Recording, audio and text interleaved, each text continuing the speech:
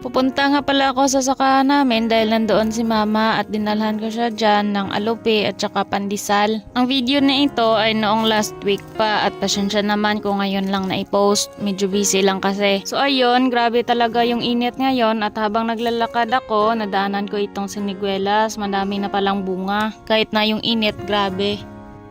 So ayun, malapit na ako sa kubo at tingnan niyo naman yung init. Grabe talaga. Pagdating ko dito sa kubo ay sarado yung pintuan at wala na naman dito si mama, so hahanapin natin siya. Nakailang tawag na ako sa kanya dyan at buti naman sumagot. Nandoon pala siya sa taas ng bundok kumukuha ng kahoy para dalhin pababa. Nasa 11:30 na ata nun. At tingnan nyo naman kung gaano kainit. Pinababa ko muna siya para kumain ng dinala kong merienda para sa kanya.